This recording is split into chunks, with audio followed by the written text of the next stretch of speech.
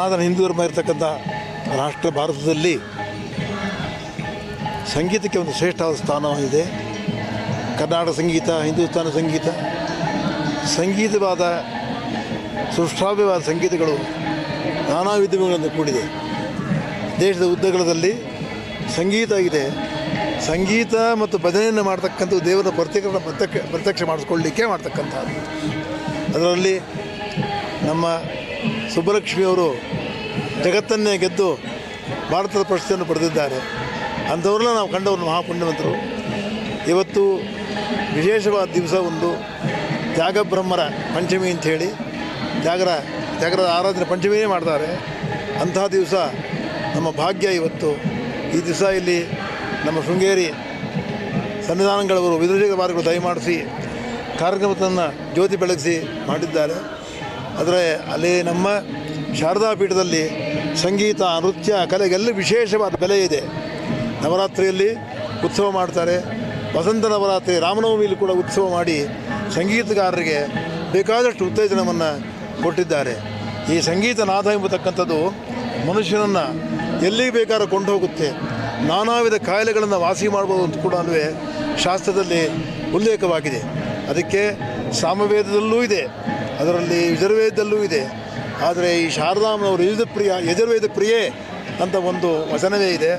ಅಂಥ ಈ ಪುಣ್ಯ ದಿವಸ ನಮ್ಮ ಸುಧಾಕರರು ನಮ್ಮ ಗುರುಗಳು ಬಂದಿರೋದು ತುಂಬ ವಿಶೇಷ. ಇದೊಪ್ಪ ಶ್ರೇಷ್ಠ ಉಂಟಾಗಲಿ, ಅವರಿಗೆ ಅವರ ಜೀವನ ಸುಗಮವಾಗಿರಲಿ. ಬೇಗ ತ್ಯಾಗಬ್ರಹ್ಮರು ಅವರಿಗೆ ಭಾರತ ಸರ್ಕಾರದಲ್ಲಿ ಉನ್ನತ ಸ್ಥಾನವನ್ನು ಕೊಟ್ಟು ಅವರನ್ನು ಆಯುಸ್ಸು ಆರೋಗ್ಯ ಎಲ್ಲ ಕೊಟ್ಟು ಕಾಪಾಡಿ ಅಂತ ಹೇಳ್ತಾ, ಈ ಸಂಗೀತವನ್ನು ಬೆಳೆಸ್ಬೋದು, ಬೆಳೆಸಿ ಉಳಿಸೋದು ರಾಷ್ಟ್ರವನ್ನು, ರಾಜ್ಯವನ್ನು ಆಳ್ತಕ್ಕಂಥವ್ರ ರಾಜಕಾರಣದ ಮೂಲ ಕರ್ತವ್ಯವಾಗಲಿ. ಸಂಗೀತ ಶಾಲೆಗಳು ಹೆಚ್ಚು ಬರಲಿ. ಮಕ್ಕಳಿಗೆ ಶಾಲೆಗಳಲ್ಲಿ ಸಂಗೀತದ ಒಂದು ತರಗತಿಯನ್ನೇ ಇಟ್ಟು ಆ ಮಕ್ಕಳು ಕೂಡ ಹಾಡೋಂಗಾಗಲಿ. ಸಂಗೀತ ಹಾಡಿದ್ರೆ ಮೈ ಮರಿಬೋದು. ಆ ಮೈ ತಾನು ಮರೆತಾಗ ಅಲ್ಲಿಗೆ ಅರ್ಪಣಾ ಭಾವ ಬರುತ್ತೆ. ಯಾಕಂದರೆ ತ್ಯಾಗಬ್ರಹ್ಮರು ಅವರು ರಾಮದೇವರ ಭಕ್ತರು, ಅವರನ್ನು ಶುದ್ಧೀಕರಿಸ್ಕೊಂಡಿರ್ತಕ್ಕಂಥವ್ರು. ಪ್ರತ್ಯಕ್ಷವಾಗಿ ಅವರು ದೇವರನ್ನು ಪ್ರತ್ಯಕ್ಷ ಮಾಡಿಕೊಂಡು ಸಂಗೀತವನ್ನು ಹೇಳ್ತಕ್ಕಂಥ ಒಂದು ಮಹಾನುಭಾವ.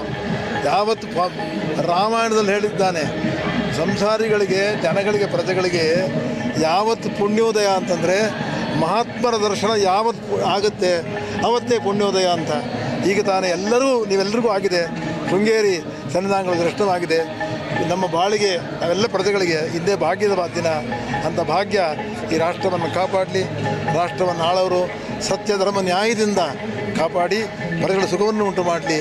ಯಾವುದು ಅಶಾಂತಿ ಇರಬಾರ್ದು ರಾಷ್ಟ್ರದಲ್ಲಿ, ಭ್ರಷ್ಟತನ ಇರಬಾರ್ದು, ಒಪ್ಪಣ, ಅದು ಭಯೋತ್ಪಾದನೆ ಕೂಡ ಇರಬಾರ್ದು. ಅದಕ್ಕೆಲ್ಲ ಈ ಸಂಗೀತವೇ ಒಂದು ನಾದವಾಗಲಿ. ಗನ್ ಶಬ್ದಕ್ಕಿಂತ ಸಂಗೀತ ನಾದ ಬ್ರಹ್ಮ, ಆ ಬ್ರಹ್ಮ ಸೃಷ್ಟಿಯಲ್ಲಿ ಆಗಿರ್ತಕ್ಕಂಥ ಒಂದು ವಿಶೇಷವಾದ ಸಂಗೀತಕ್ಕೆ ಸ್ಥಾನಮಾನ ಕೊಟ್ಟು ಈ ರಾಷ್ಟ್ರೋದ್ಯೋಗದಲ್ಲಿ ಎಲ್ಲರೂ ಸಂಗೀತ ಹೇಳೋಂಗಾಗಲಿ. ಮೈಮರೆತು ದೇವರನ್ನು ಧ್ಯಾನ ಮಾಡೋಕ್ಕೆ ಒಂದು ಮೂಲವಾದ ಒಂದು ತಂತಿ ಅಂತ ಹೇಳ್ಬೋದು ಸಂಗೀತ ಅಂತಕ್ಕಂಥದ್ದು. ಅಂತಹ ಸಂಗೀತವನ್ನು ಸುಶ್ರಾವ್ಯವಾಗಿ ಹಾಡ್ತಾ ಇದ್ದಾರೆ. ನಾವು ಪುಣ್ಯವಂತರು. ಈ ದಿನ ಬೆಳಗಾಗಿದ್ದು ಇಂಥ ಒಂದು ಕಾರ್ಯಕ್ರಮದಲ್ಲಿ ಭಾಗಿಯಾಗಿದ್ದೀರಾ. ಇಡೀ ಜಗತ್ತಿಗೆ ಭಾರತ ದೇಶದಲ್ಲಿ ಶಾಂತಿ ನೆಲೆಸಿ, ಯಾವ ರಾಷ್ಟ್ರವೂ ನಮ್ಮ ಮೇಲೆ ಯಾವ ದಬ್ಬಾಳಿಕೆಯನ್ನು ಮಾಡ್ದಲೆ, ಭಯೋತ್ಪಾದನೆ ಹುಟ್ಟುಹಾಕ್ದಲೆ ನಮ್ಮನ್ನು ನಡೆಸ್ಕೊಂಬರಲಿ. ಈ ಸಂಗೀತ ಪ್ರಸರ, ಈ ಸಂಗೀತದ ಒಂದು ನಾದವು, ಅದರ ಒಂದು ಸಂದೇಶವು ಜಗತ್ತಿಗೆ ತಲುಪಲಿ. ಸಂಗೀತವು ಶಾಂತಿ ಕೊಡುತ್ತೆ, ಶಾಂತಿಯೇ ಬೇಕಾದ್ದು ಅಂತ ಹೇಳ್ತಾ ಎಲ್ಲರಿಗೂ ಒಳ್ಳೆಯದನ್ನು ಬಯಸ್ತಾ, ರಾಜ್ಯಕ್ಕೆ, ರಾಷ್ಟ್ರದಲ್ಲಿ ನಮ್ಮ ಆಳ್ತಿರ್ತಕ್ಕಂಥವರು ಸೌಮ್ಯದಿಂದ ಅವರು ಕೂಡ ಸಂಗೀತ ಹೆಂಗೆ ಮಧುರವಾಗಿದೆಯೋ, ಮಧುರವಾದ ಭಾಷೆಗಳನ್ನು ಮಾತಾಡಿ ರಾಜಕಾರಣಿಗಳು ಎಲ್ಲರನ್ನೂ ಸಮಾನಾಗಿ ಕಂಡು ಯಾವ ದ್ವೇಷ ಭಾವ ಬೇಡ. ಯಾರು ವಿರೋಧ ಪಕ್ಷ ಅಂತೇಳಿ ಮಿತ್ರ ಪಕ್ಷ, ವಿರೋಧ ಪಕ್ಷ ಅಂತ ತಪ್ಪಾಗುತ್ತೆ. ಏನಪ್ಪ ಅಂದರೆ ಅವರು ಮಿತ್ರ ಪಕ್ಷ, ಆಡೋಳ ಪಕ್ಷ. ಆಡೋಳುವಾಗ ಆಡುವವರಿಗೆ ಮಿತ್ರಪಕ್ಷ ಬುದ್ಧಿ ಹೇಳಬೇಕಾದ ಧರ್ಮ ಇದೆ. ಆದರೆ ಯಾರೂ ಒಂದು ಅವಾಚ್ಯ ಶಬ್ದಗಳನ್ನು ಮಾತಾಡಿ ಈ ನಮ್ಮನ್ನು ನಾವು ಹಾಳು ಮಾಡಿಕೊಂಡು, ಕೋಪನ ನಾವು ಪ್ರದಕ್ಷಿಣೆ ಮಾಡಿಕೊಂಡು ಅದು ಮಾಡೋದು ಬೇಡ. ಎಲ್ಲೇ ಹೋದರೂ ಕೂಡ ಒಂದಲ್ಲ ಒಂದು ನಾವು ಒಂದು ವಿದ್ಯೆಯನ್ನು ಕಲಿಯಬೇಕು. ಇನ್ನೊಬ್ಬರನ್ನ ನೋಡಿ ನಾವು ಒಳ್ಳೆಯತನ ತಗೋಬೇಕು. ಇನ್ನೊಬ್ಬರಲ್ಲಿ ಏನಿದೆ ಅನ್ನೋದು ಬೇಡ. ಏನು ಒಳ್ಳೆಯತನ ಗುರುತಿಸ್ತೇವೆ ಅದು ನಮ್ಮ ಪಾಲಾಗಲಿ. ಈ ಸಂಗೀತ ಈ ರಾಷ್ಟ್ರದಲ್ಲಿ ಸೌಮ್ಯವನ್ನು, ಶಾಂತಿಯನ್ನು, ದ್ವೇಷವನ್ನು ಹೋಗಲಾಡಿಸಿ ಪ್ರಜೆಗಳನ್ನು ಕಾಪಾಡಲಿ ಅಂತ ಹೇಳ್ತಾ ನನ್ನ ಮಾತನ್ನು ಮುಗಿಸಲಿ. ತ್ಯಾಗರಾಜ ಬ್ರಹ್ಮರು ಎಲ್ಲರಿಗೂ ಪರಿಪೂರ್ಣವಾದ ಆರೋಗ್ಯವನ್ನು, ಶತಾಯುಷ್ಯವನ್ನು ಧೈರ್ಯ ಕೀರ್ತಿ ಯಶೋಲಾಭವನ್ನು ಕಾಪಾಡಲಿ. ಶಾರದೆ ಅಮ್ಮನವರು ಎಲ್ಲರೂ ಸುಜ್ಞಾನವನ್ನು ಕೊಡಲಿ, ಅಜ್ಞಾನವನ್ನು ನಿರ್ಮೂಲ ಮಾಡಿ ಸುಜ್ಞಾನವನ್ನು ಕೊಡಲಿ, ಎಲ್ಲರೂ ಸಂಗೀತವನ್ನು ಕಲಿಯುವಂತಾಗಲಿ. ಆದರೆ ಈ ಸರ್ಕಾರ ಒಂದು ವಿಶೇಷವಾದ ಒಂದು ಕಾರ್ಯಕ್ರಮ ಮಾಡಿ ಒಂದು ಸಂಗೀತದ ಒಂದು ತರಗತಿಯನ್ನೇ ಇಡಬೇಕು. ಅದು ಹಿಂದೆಲ್ಲ ಇತ್ತು, ಮಾರಲ್ ಸೈನ್ಸ್ ಅಂತೆಲ್ಲ ಇತ್ತು. ಅದನ್ನು ಮತ್ತೆ ವಾಪಸ್ ತಂದು ಅದಕ್ಕೆ ಸಂಗೀತಕ್ಕೊಂದು ಬೆಲೆ ಕೊಟ್ಟರೆ ನಿಜವಾಗಲೂ ಅಷ್ಟರಲ್ಲೂ ಒಳ್ಳೆಯದಾಗುತ್ತೆ. ನಮ್ಮ ಏನಾಗುತ್ತೆ, ಆ ಪಾಸಿಟಿವ್ ತಂತಿಗಳು ವೇವ್ಗಳು ಹೋಗಿ ಮನುಷ್ಯನ ನೆಗೆಟಿವ್ ತಂತಿಗಳು ಬರೋದಿಲ್ಲ. ಆದರೆ ಎಲ್ಲರೂ ಒಳ್ಳೆಯದಾಗಲಿ ಅಂತ ಹೇಳ್ತಾ ಇಲ್ಲಿಗೆ ನನ್ನ ಮಾತನ್ನು ಮುಗಿಸ್ತೇನೆ. ನಮಸ್ಕಾರ.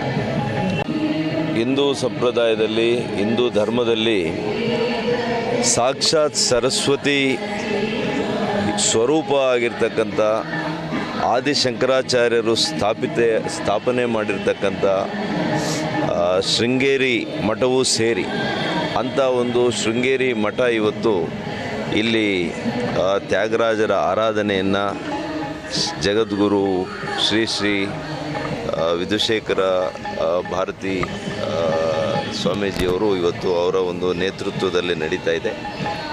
ನನ್ನ ಗುರುಗಳು ಇವತ್ತು ನಮ್ಮ ರಾಜಗುರುಗಳು ದ್ವಾರಕಾನಾಥರ ಸ್ವಾಮೀಜಿಯವರ ಒಂದು ಆಶೀರ್ವಾದವನ್ನು ಪಡೆದು ನಾನು ಇವತ್ತಿಲ್ಲಿ ಬಂದಿದ್ದೀನಿ. ಇಲ್ಲಿಗೆ ಬಂದು ತ್ಯಾಗರಾಜರ ಕೀರ್ತನೆಯನ್ನು, ತಮಗೆಲ್ಲ ಗೊತ್ತಿದೆ, ತ್ಯಾಗರಾಜರಂದರೆ ಸಂಗೀತ ಬ್ರಹ್ಮರಿದ್ದಂಗೆ. ಅಂಥ ಒಂದು ಸಂಗೀತದ ಮೂಲಕನೇ ಸಾಕ್ಷಾತ್ ಪರಮಾತ್ಮನನ್ನು ಓಲೈಸ್ಕೊಂಡಂತಹ, ಪ್ರತ್ಯಕ್ಷ ಮಾಡಿದಂಥ ಒಬ್ಬ ಅಪರೂಪವಾಗಿರ್ತಕ್ಕಂಥ, ಸಾಕ್ಷೀಭೂತವಾಗಿರ್ತಕ್ಕಂಥ ಒಂದು ಸಂಗೀತದ ಒಂದು ಸ್ವರೂಪ.